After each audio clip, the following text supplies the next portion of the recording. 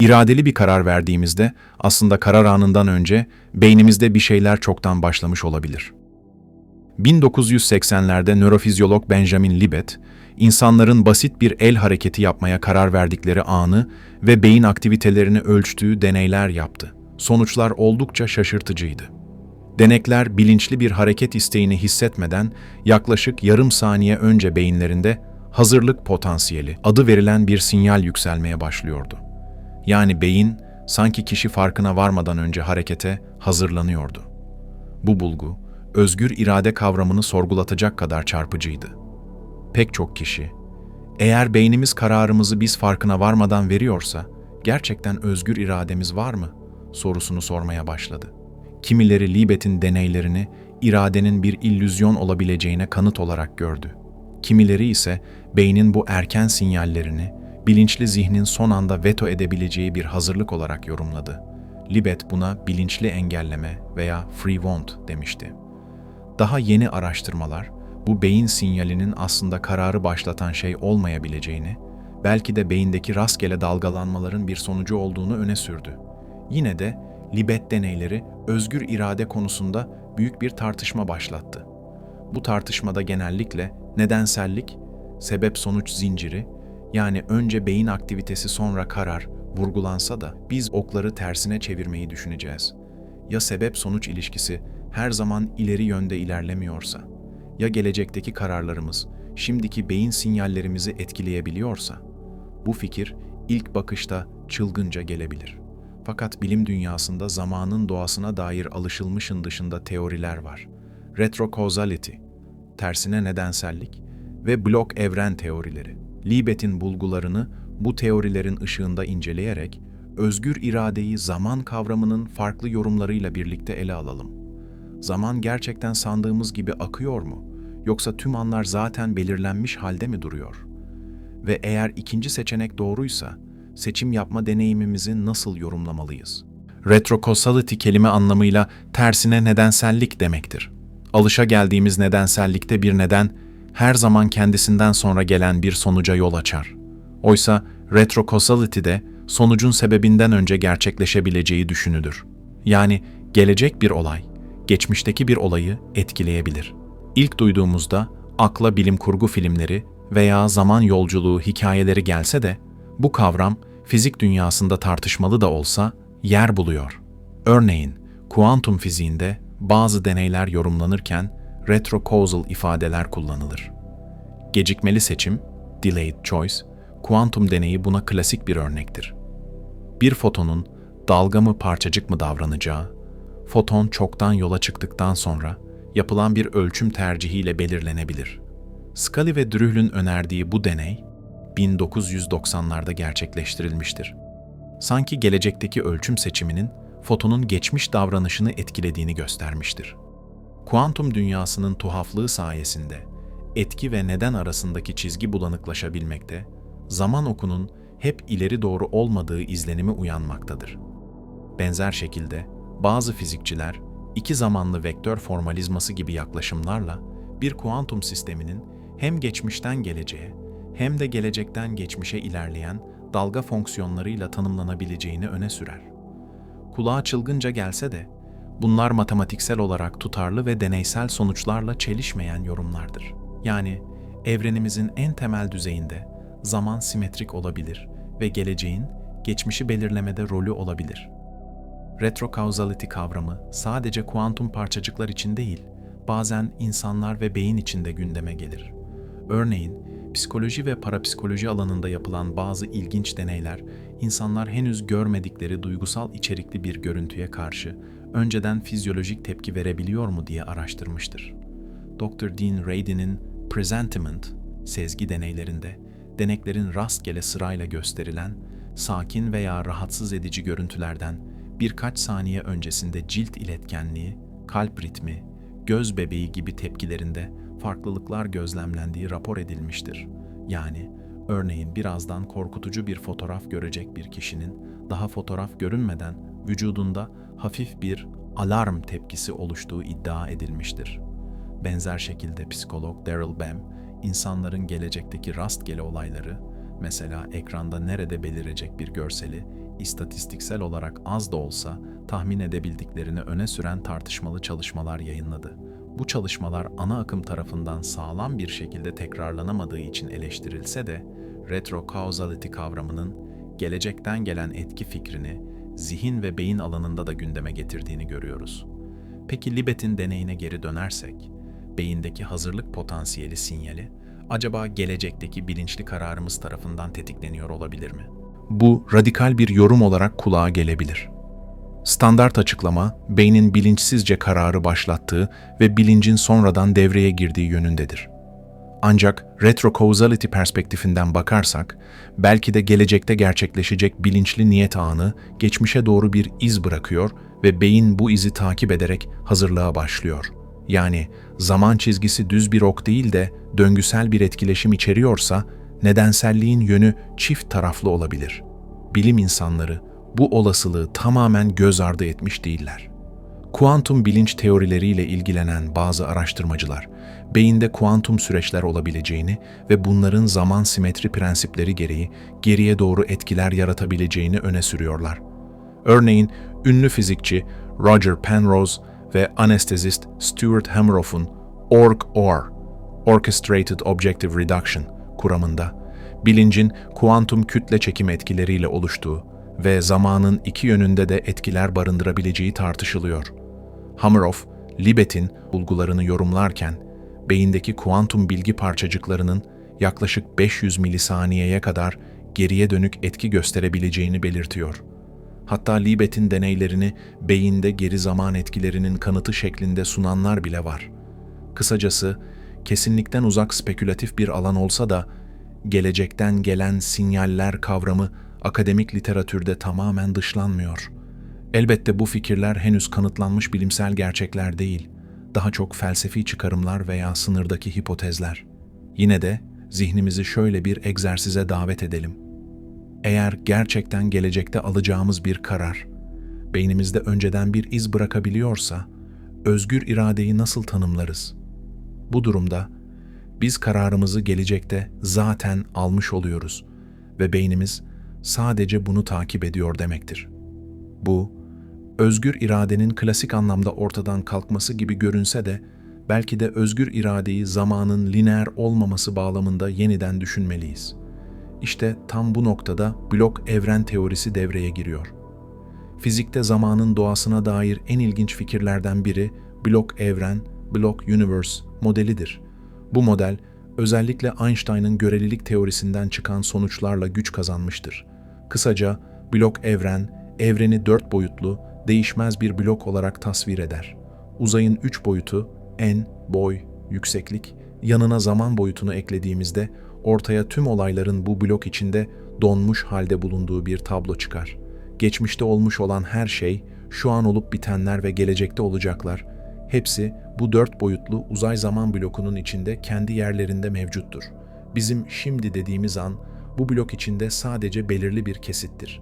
Gündelik deneyimimize göre yalnızca şimdiki an gerçekmiş, geçmiş artık yok olmuş, gelecek ise henüz gelmemiş gibidir. Oysa blok evren teorisi der ki, tüm anlar eşit derecede gerçektir. Sadece biz bilinçli varlıklar bu 4 boyutlu blok boyunca bir yol izliyoruz. Bunu zihinde canlandırmak zor olabilir. O nedenle sıkça bir film şeridi veya kütüphane analojisi kullanılır.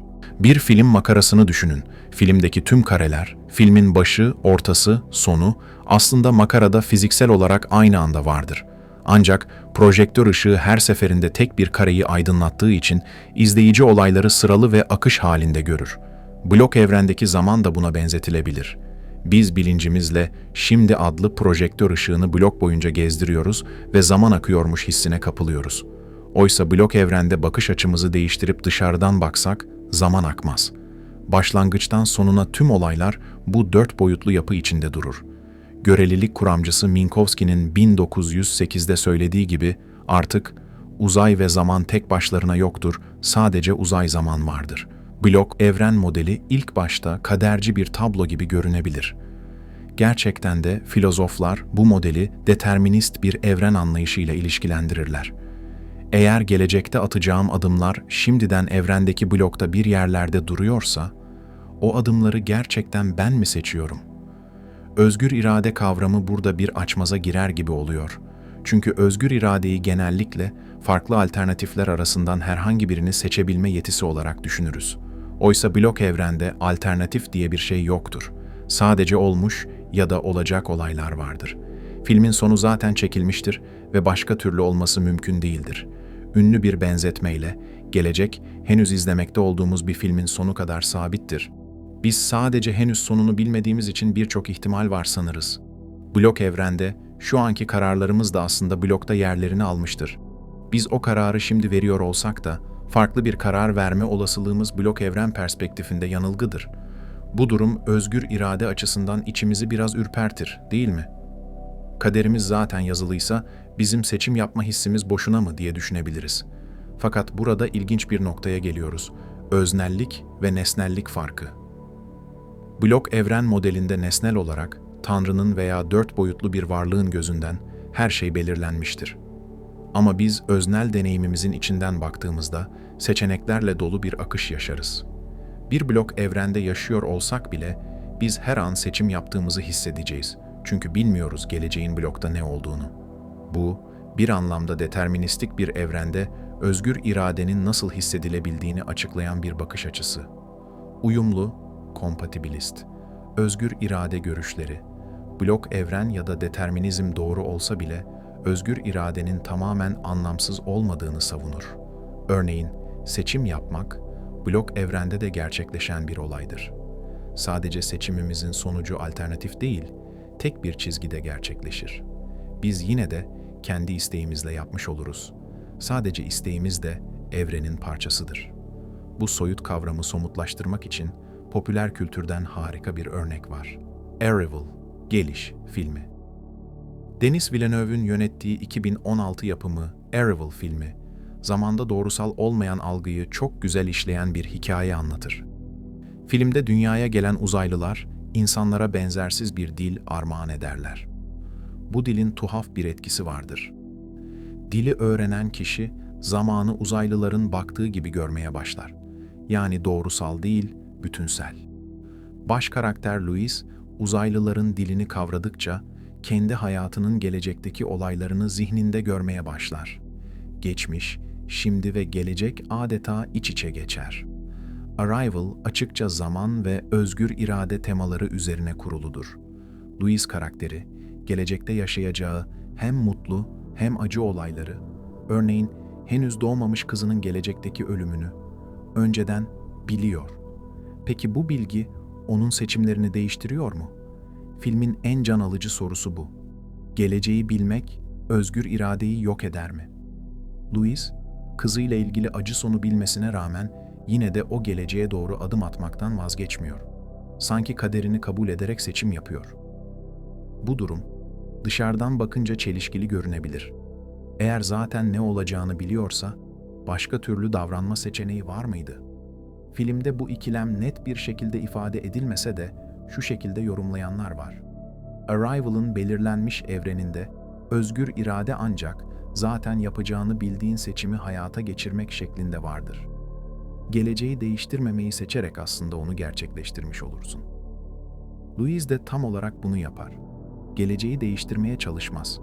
Çünkü belki de gelecek zaten değiştirilemez ve onu değiştirmeye çalışmak kendi içinde bir paradoks yaratacaktır.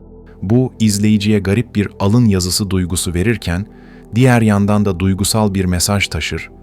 Sonunun kötü biteceğini bilsen bile yaşanacak güzel şeyler için o yolu yürür müydün? Film, klasik anlamda özgür iradeyi sorgulasa da karakterine tüm bunlara rağmen bir tür radikal kabullenme ve anlam bulma imkanı veriyor.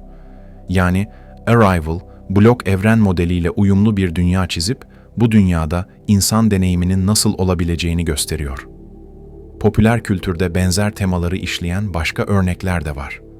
Watchmen çizgi romanındaki Doktor Manhattan, zamanı tek bir anda algıladığı için geleceği görüyor ve bu durum onun insaniliğini etkiliyor.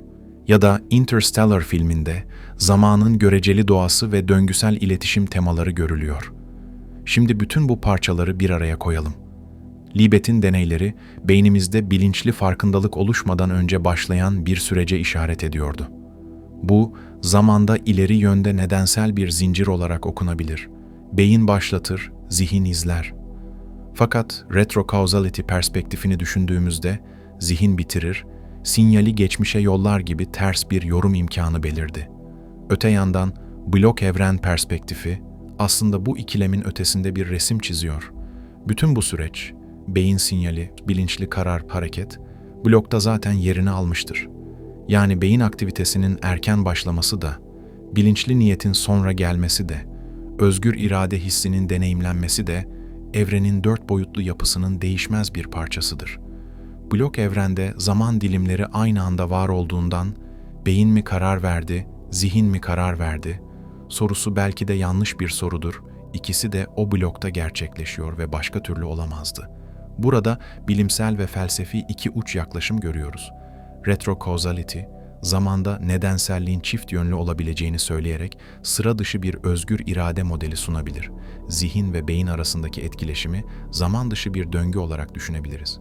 Blok evren ise determinizmi en katı haliyle sunarak özgür iradeyi bir tür perspektif yanılgısı olarak konumlandırır. Yani özgürüz sanıyoruz. Çünkü geleceği bilmiyoruz. İlginç olan, her iki yaklaşım da klasik neden şimdi de, sonuç gelecekte çizgisini kırıyor. Retrocausality, neden-sonuç ilişkisinin yönüyle oynuyor. Blok evren ise neden-sonuç kavramının kendisini aşarak zamansız bir kader tablosu çiziyor. Libet'in bulguları sanki beynimizin karar mekanizması hakkında bize ipucu verirken, aynı zamanda zamanın beyin ve zihin ilişkisine etkisini de gündeme getirdi. Bilinçli deneyimimizde biz sanki şimdi karar verdim ve hemen yaptım diyoruz ama nörofizyolojik gerçeklik beyin çoktan başlatmıştı diyor. Bu içsel zaman farkı belki de beynimizin zaman işleme biçiminden kaynaklı bir gecikme veya hiledir. Adeta beynimiz bilinçli deneyimi yaklaşık yarım saniye gecikmeyle yayınlıyor ancak bize bunu geriye dönük olarak tarih atarak sunuyor. Böylece bir tutarlılık sağlıyor. Nitekim Libet, duyusal deneylerde de benzer bir şeyi göstermişti. Eğer kolunuza kısa bir his uyarısı verilip 500 milisaniye içerisinde beyni de uyarırsanız, kişi dokunmayı hissettiği zamanı gerçekte olduğundan önce zannediyor. Beyin, bilinçli farkındalığı geriye tarihleyerek birleştiriyor. Bu da zaten kendi başına küçük bir geriye etkili zaman hilesi sayılabilir. Dolayısıyla belki de zamanın doğası gereği özgür irade dediğimiz şeyin mekanizması bizim sezgisel anladığımızdan farklı çalışıyor. Kuantum fizikçilerinin söylediği gibi zaman oku, evrenin her seviyesinde mutlak değildir. Beynimiz de bu evrenin bir parçası olarak lineer zamanın dışında işleyen süreçlere sahip olabilir. Ya da blok evrenin savunduğu gibi seçimlerimiz dahil her şey zaten blokta var ve biz bunu yaşarken bir akış illüzyonu içindeyiz. Elbette bunlar henüz cevabı netleşmemiş, belki de netleşmeyecek derin sorular. Özgür iradenin varlığı yokluğu bile felsefede binlerce yıldır tartışılırken, şimdi bir de işin içine zamanın paradokslarını katmak meseleyi iyice içinden çıkılmaz yapıyor. Ancak kesin olan bir şey var. Zihin, beyin ve zaman üçlüsüne dair keşfedilecek daha çok şey, sorulacak daha çok soru var. Libet'in deneyleri, retrocausality ve blok evren teorisi. Tüm bu konular bize şunu hatırlatıyor. Belki de özgür iradeyi hep yanlış yerden arıyoruz. Şu andaki bir nedensel zincirin ürünü olarak görmek yerine zamanı daha geniş veya döngüsel bir perspektiften ele aldığımızda bambaşka sorular sorabiliriz. Eğer zaman doğrusal değilse seçim yapma deneyimimiz de doğrusal olmayabilir. Eğer geleceğimiz aslında şu an kadar gerçek ise seçim yapmak nasıl bir anlama kavuşur? Bu fikirler ilk duyulduğunda insanın aklını zorlayabilir, hatta hafifçe ürkütebilir. Bir an durup düşünelim. Kendi hayatınızın gelecekteki tüm önemli anlarını şimdiden biliyor olsaydınız ne hissederdiniz? Bu bilgi sizi özgür kılmaz mıydı? Yoksa tam tersine tutsak mı ederdi? Özgür irade kavramı belki de sandığımızdan daha esnek veya daha karmaşık. Zamanın doğasına dair bilimsel teoriler, ister geri etkiyi mümkün kılsın, ister tüm zamanı bir blok halinde dondursun, bize düşünsel bir ayna tutuyor. Bu aynada kendimizi ve kararlarımızı sadece şimdinin çocukları olarak değil, bütün zamanın bir parçası olarak görüyoruz. Beynimizde bilinçli seçimler yapıyoruz. Bunu hissediyoruz. Bu hissin kıymeti belki de fiziksel gerçekliğin karmaşasında yolumuzu bulmamızı sağlıyor. Peki ya fiziksel gerçeklik tüm bu hissi baştan kurmuşsa ya da gelecekteki biz şu anki bize göz kırpıp devam et, doğru yoldasın diyorsa? Bu noktada top sizde. Siz bu konuda ne düşünüyorsunuz? Özgür irade sizce gerçekten var mı? Yoksa evrenin değişmez bir senaryosunu oynayan oyuncular mıyız? Retrocausality veya blok evren fikri sizi özgür irade konusunda ikna ediyor mu? Yoksa aklınıza daha çok soru mu getiriyor? Belki de özgür irade kavramını tamamen yeni bir şekilde tanımlamamız gerekiyordur. Yorumlarda kendi fikirlerinizi ve bu konudaki hislerinizi paylaşın. Dinlediğiniz için teşekkürler. Sağlıcakla kalın.